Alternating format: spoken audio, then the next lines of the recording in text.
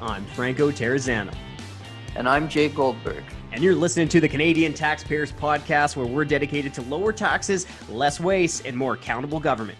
In this episode, we're going to take a deep dive into Bill C-10. That's the Trudeau government's proposed bill that wants to censor free speech online. So you're going to want to stay tuned for that one and how that bill can impact your ability to hold politicians accountable. And in Waste Watch, we'll talk about the Ford government's decision to spend $500,000 to finance a crime thriller movie. Well, if it's half as thrilling as watching Ontario's debt climb by the second, I'm sure it's going to be a blockbuster. But first, let's talk about that huge sucking sound you may be hearing. Well, that's the sound of universities sucking more and more money out of your pockets. And to talk about that, we've got our interim Ontario director, Jay Goldberg. Now, Jay, I know there's a big story out of Ontario with Laurentian University asking the Ford government for a $100 million bailout. So tell us a little bit about that. Well, Franco, we've got one gigantic mess on our hands. Just a few months ago, Laurentian University, they came out and they surprised Ontarians by telling us they were about to become insolvent. Now, this was a shocker because we know that most universities, they run profits because of those generous government grants they get. But over the past 10 years, Laurentian, they've managed to rack up $100 million of debt.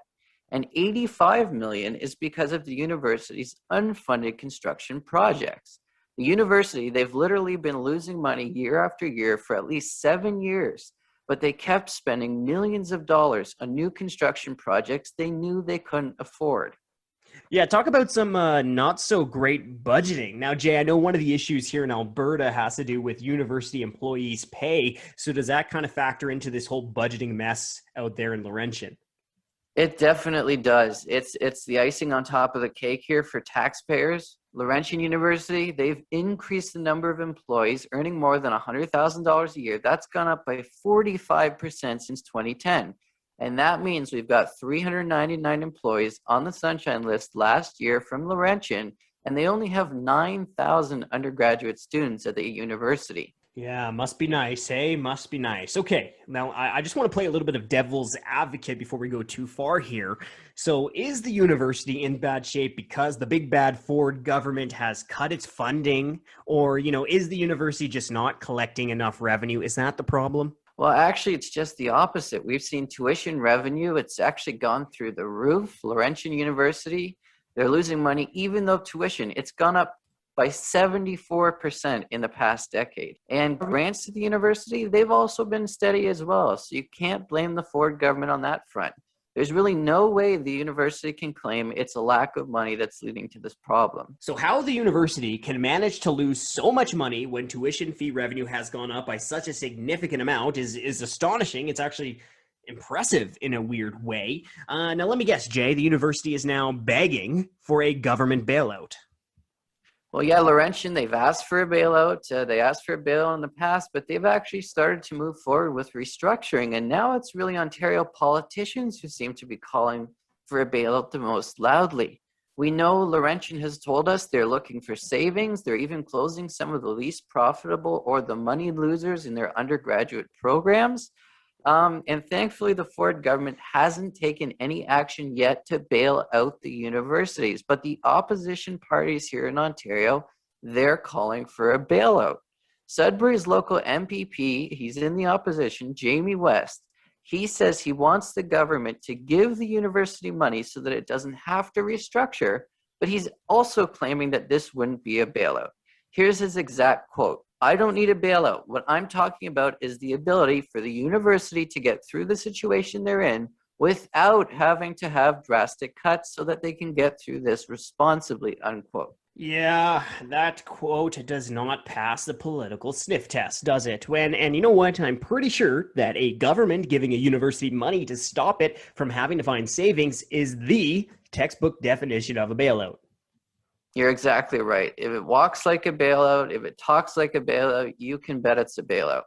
And not only is the Ford government facing pressure to bail out Laurentian from provincial opposition parties, but the feds have also implied that they'd be ready to go along with Premier Ford if he decides to go in the bailout direction. Prime Minister Justin Trudeau, he said the following, quote, "The federal government will be there to support, but it is a provincial jurisdiction, and therefore we need to figure out what the plan is," unquote. So basically, Trudeau's saying he's ready to go for the bailout as long as Ford will let him. The Ford government, they're facing a lot of pressure, but the reality is they need to hold firm. They've got to stand up for taxpayers. Not to mention the fact that Ontario's government debt, it's already at $400 billion. And the scariest thing is that if Ford bails out the university, which has so badly mismanaged its finances, there's nothing stopping other universities from spending really poorly and then coming to the government with its cap in hand looking for more taxpayer dough. You know, we've seen similar issues here in Alberta. The Alberta government's 2021 budget, it was mostly bad news for taxpayers. But one of the good things that the government is doing is that it's finding hundreds of millions of dollars in savings in the government's wildly inefficient advanced education department. So for context here, just to show you how big of a spender Alberta is when it comes to universities and colleges, well, our province spends a little over $36,000 per post-secondary student. That's according to the Blue Ribbon Panel on Alberta's finances. Guess what? That's $10,000 more per student than what the other large provinces spend on average. So we would be able to save about $1.7 billion if Alberta spent like the other large provinces do. But even given that massive overspending problem we have in Alberta, you still have people screaming against these savings, even though, as you know, everyone outside of government has found a way to save some money and tighten our belts over the last 5+ years here in Alberta. Absolutely. So, Franco, why are universities so costly out there? Well, I mean, like most things when it comes to the Alberta government's spending problem, it has to do with labor. It has to do with the bureaucrats. Now, through Freedom of Information requests, the Canadian Taxpayers Federation, we found about 8,500 employees at the University of Alberta and at the University of Calgary that received a pay raise during lockdowns in 2020. That's crazy. It's mind-boggling, but it gets worse because pay raises for employees at these universities since the beginning of 2015, which is when the downturn happened here in Alberta, have cost taxpayers and students $154 million. And that's only for these two universities. So clearly, the cupboards aren't that bare at our universities. Well, folks, the bottom line is this. Governments are running up huge deficits and debts, and we really shouldn't be asking struggling taxpayers to pay more so universities don't have to find the savings we know they can find. Everyone, including families and businesses all across the country, have found ways to save money during the downturn, and we bet that universities can too. Hey everyone, it's Franco Terrazzano. I have to provide a quick update on Bill C-10. You know, just as we're about to hit publish for this week's podcast episode, some new news is popping up. And it turns out that the government is finally backing an updated charter study of Bill C-10. So that means that the bill is going to be put on hold as members of parliament seek clarity on whether it violates our freedom of expression. So, you know, it's a good thing the bill is being put on hold.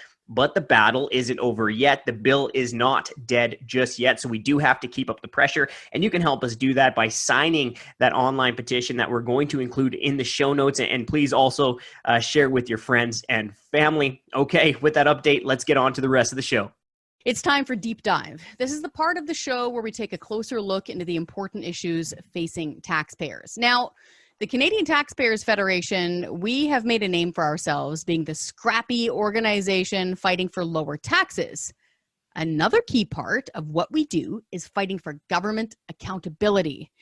And right now, it's really a time to be alive because with a quick click of a mouse or a tap of your thumb, millions of Canadians can help their politicians be accountable by sharing a post on Facebook or tweeting directly at them or uploading a video onto YouTube, criticizing their actions. It's super important. But the Trudeau government is actually looking to change things. The government wants to regulate what you say, see, and share on the internet. Our federal director, Franco Terrazzano, is here with us. Can you explain this to us? What is going on?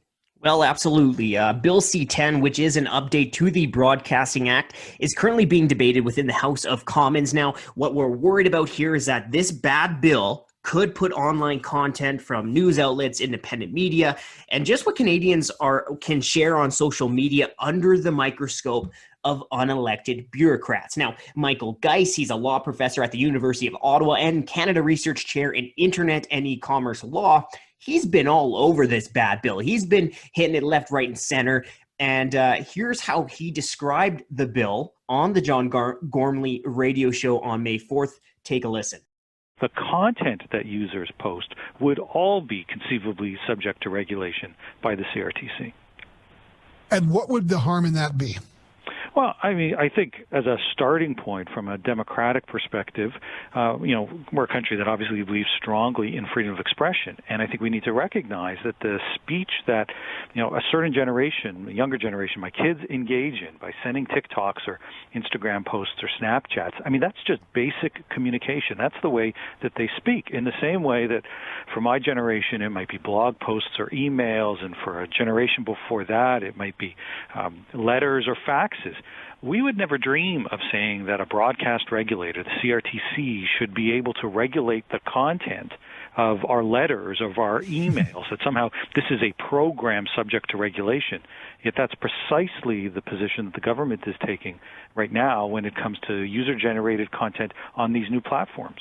Yeah, that sounds to me like a good explanation of Bill C-10. Now, I also want to share another clip from Geist on how this could impact activity online. I would be surprised if they went the whole way. I mean, the truth is they have become very beholden, in my view, to a number of lobby groups who are insisting that they do want the regulator, and for example, to determine what it is that we see in our YouTube feed or in our Netflix. They want those companies to be required to prioritize certain kinds of content.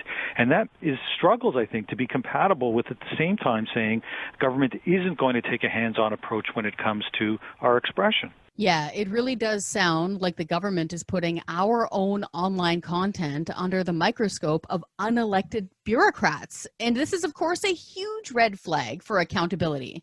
There is a timeless saying, who watches the watchers? It's a question that wrestles with how we hold those in government accountable. The answer is, of course, we all do. We all must have the freedom and the responsibility to watch the actions of our government and be able to publicly hold them to account. And the internet and social media alongside of it is an enormous tool to help us all speak truth to government power. It really can't be overstated how important it is, especially in the world of COVID-19. The internet has been a huge tool to hold politicians to account. Yeah, you really hit the nail on the head there. And I think what we should all be concerned about within the context of Bill C-10 is the door that the government is opening for regulators. And it really leaves many questions over how Canadians' our ability to hold the government accountable will be affected in the future. Now, let's just walk through a few examples, right? So if you take issue with Prime Minister Justin Trudeau's damaging carbon tax and let's say post a video on YouTube, will your video be regulated or prevented or reduced from being shared? If you question why there's so many bureaucrats in Ottawa, will Ottawa's bureaucrats be tempted to flag your Facebook posts? Now, remember, when Canada Land Podcast, when they're working hard investigating the We Charity before it exploded into a scandal, would the possibility of dealing with federal bureaucrats have chilled that work? And you know what, Simmer? There's 38 million people living here in Canada, and the last people that we should be getting advice from on how to hold the government accountable are the unelected government bureaucrats in Ottawa. Yeah, exactly. And just to put a point on it, this is not a right or left issue. And it isn't just contained on the internet either. Think about how we use online forums and the internet to organize actual real life protests when we are actually able to go outside and protest. I remember back in 2003, it was January, super cold winter in Ottawa. There were massive protests against the invasion of Iraq at the time. And there was a huge one on Parliament Hill in Ottawa. A lot of that organization and information sharing, of course, happened online, largely through left of center websites that included video and audio. Now, fast forward, if we had something like Bill C-10 in power and it was actually law, could have the government of the time just deleted all of those things or stopped them from being posted or shared? It's a really important question. And folks, it's not just the Canadian Taxpayers Federation who's raising these concerns. Check out this quote from a former commissioner with Canadian Radio, Television, and Telecommunications Commission. It's important. Quote, "Granting a government agency authority over legal user-generated content particularly when backed up by the government's musings about taking down websites, doesn't just infringe on free expression, it constitutes a full-blown assault upon it, and through it, the foundations of democracy, end quote. It's pretty heavy. Here's another one. This is a quote from Sun newspaper columnist Lauren Gunter. Quote, "Being able to criticize all of that and more is the very spine of our democracy. Pinch off any one of those neurons or ganglia and you attack the central nervous system of our freedom," end quote. Lots of smart people are sounding the alarm over Trudeau's Bill C-10 and internet censorship, and for good reason. That's right. That's right. That's absolutely right. And remember, the onus should be on the government to prove that it's not undermining our rights, but it's doing the exact opposite. Now, that's because there was a clause within the original bill that limited bureaucrats from targeting individuals' posts, but that clause was removed, right? That safeguard was removed. And essentially, the Liberal government is telling us to blindly trust that politicians and bureaucrats are going to use their power carefully. And this is where you come to a very important point here, Franco. It's important to remember that governments and our culture change. They both change all the time. So even if you might agree that certain positions should be censored today, you don't want to see them on the interwebs, fine. What's to say that your own perspective won't one day be on the CRTC's no-fly list? Would you trust a government to wield this type of power when it's the other team in office? Ask yourself that question. Okay, Franco, so where are we with this actual bill? What stage is it at in the House of Commons, and how do we fight back against it? Well, this is a very fluid situation, right? So there's a lot of things that can still change and that are changing. And fortunately, this bad bill hasn't become law just yet. So there's definitely still time to be pushing back and stopping it from passing or before it passes through the House of Commons. Now, another good sign that we're seeing is that the opposition parties are speaking out against the bill. Here's what Conservative Member of Parliament Matt Genereux has to say about Bill C-10. Give it a listen. Mr. Speaker, I'm here in Ottawa today to specifically push back and fight against the government's Bill C-10, which is an absolute attack on the freedoms we as Canadians enjoy online. This legislation gives sweeping power to the CRTC to regulate the internet with no clear guidelines of how that power will be used. The government has now said they will introduce an amendment to make it clear that the content uploaded on social media sites won't be regulated by this bill. However, Canadians still have the right to be concerned. This is unacceptable in a society like ours that values its freedom. It couldn't have been said any better than the former chairman of the CRTC, where he states, "This doesn't just infringe on the free expression, it constitutes a full-blown assault upon it, and through it, the foundations of democracy." Mr. Speaker, this bill has no place in a free and fair society like Canada, and I will work tirelessly to oppose such a bill from becoming law. And here's what Jagmeet Singh, the leader of the New Democrats, had to say, quote, "It's important for people to have dissent, for people to express their opinions. They might disagree with the government. They might want to critique the government. There should not be a limit on that. Those are very important things for democracy," end quote. Bingo. So there you just heard it from both the left and the right of center in the House of Commons. And so that means that there is time for our Canadian Taxpayers Federation to join this fight for free speech and government accountability. And a little bit of good news, we are seeing some daylight here. The minister is starting to wobble with his language on what this bill actually means. So that means we have an opportunity to push back hard. We have an online petition calling on the feds to scrap plans to censor online government accountability. We're going to include that in the show notes for you to sign. And please, please, please, share this petition with your friends and family. It doesn't matter if it's your hardcore right-wing uncle or your crazy left-wing sister. Pass it around to both of them because this hits both of their free speech rights. This is such an important issue, and all Canadians should care about our right to free speech and our right and responsibility to hold politicians to account. It's time for Waste Watch, the part of the show where we make fun of all the dumb things that governments waste our money on. So Jay Goldberg, our Ontario director, is here with me, and he's warning Ontario taxpayers that they need to take out their popcorn.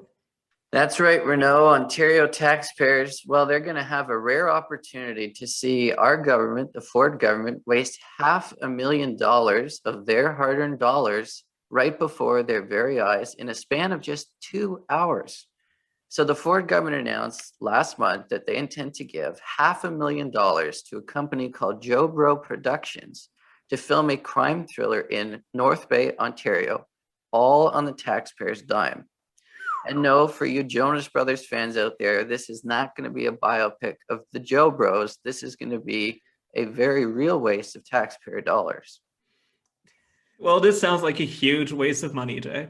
So did the Ford government even give a rationale for doing this? No, they didn't, Renault. I am not sure if they could even come up with a rationale to tell taxpayers. The government statement, it simply says that the government plans to spend $500,000 subsidizing the film. They're calling it Dealey is gone. We're not really sure exactly what's going to happen there. But with a $33.1 billion deficit, the Ontario government seems to be desperately looking for ways to waste even more of our taxpayer money. Wasting taxpayers' money is never a good thing. Maybe we could make something out of this. I'm sure you and I can come up with a lot of crime thrillers focusing on Ontario government scandals, and I'm pretty sure it'll cost a lot less than $500,000 to come up with that. Want to try? Absolutely. If I had to name 3 right off the bat, I would say we should make a scary movie about number 1, Ontario wasting $1 billion to cancel previously approved gas plants in the middle of a provincial election. Okay, what else? Number 2, the Green Energy Act, which led to the highest hydro rates in North America. Literally bone chilling. Do you have another one? Yeah, maybe for the last one, let's throw in $1 billion lost in creating Ontario's e-health records. Oh, those are just too much. Please stop there. Well, those are just my picks. They may be my top 3, but it's very hard to narrow the scandals down. And I'm sure that there's plenty of listeners from Ontario who can think of many other deservable ones that should be in our list. Well, those are all really, really good ones. But the sad reality is that this isn't a joke. Ontario Premier Doug Ford's government is literally financing a fringe movie in North Bay. If the government is insisting on getting involved in this, it's reasonable to ask, what won't the government waste money on? Well, that's the exact question we should be asking, Renault. And I also think on a more serious note, we should definitely remind listeners and ourselves that governments are throwing money at the film industry left, right, and center here in Canada. In fact, just about every government across the country gives the film industry major perks. That's right. According to Dentons, every single province in this country has a variety of tax credits, grants, subsidies, or other kinds of financial aid that they give to the film industry. Many governments across the country offer massive subsidies for film-related productions in Canada, and by far the largest tax credits are for labor. So the feds offer a 25% tax credit for labor whenever filming happens in Canada. But then provinces add their own tax credits on top of that. So take Ontario and BC, for instance. You don't just get a 25% tax credit from the feds, you also have another 35% that the provinces add on top of that. Or in Newfoundland and Labrador, that's 40%. And of course, in my home province of Quebec, we also give another 40% too. That's a huge tax breaks that Hollywood elites get whenever they come to Canada to do some filming. And this is all at Canadian taxpayers' expense. And not to mention the fact that usually when you come to film here, they take the tax credits and then they claim that those movies were happening in the US. I just can't count the number of times that I've seen places from Montreal in random movies that were supposed to happen in New York City or Chicago. Yeah, you know, Renault, I've seen a lot of that stuff filmed in Toronto too for exactly that. But the fact is, taxpayers, they just don't want their hard-earned money paying for Hollywood films or tiny films in North Bay. While the North Bay crime thriller, that really started the conversation, I think in a more broad sense, we have to remember the obscene amount of money that we're wasting here in this country on subsidizing films. You got that right. If taxpayers want to help a movie be profitable, we have this thing called movie tickets that we get. And that's exactly what it is. Taxpayers need to demand that our governments get rid of all these ridiculous subsidies. And I can tell you, we at the CTF will keep advocating on your behalf. And in the meantime, in the short term, we are going to call on the Ford government again and again to get off this North Bay gravy train and cancel this crime thriller movie. Well, thanks for looking into this, Jay, and for bringing it up with our supporters today. All right, everyone, that was the show. Hope you enjoyed it. A huge thank you for listening, and a big thank you, as always, to our investigative journalist, James Wood, who also doubles as our podcast editor and makes it sound like we know what we're talking about. So huge thank you to you, as always, Jimbo. And please, please, please like, share, and subscribe. And please send the podcast to your friends and family. It really helps us get the word out to more taxpayers.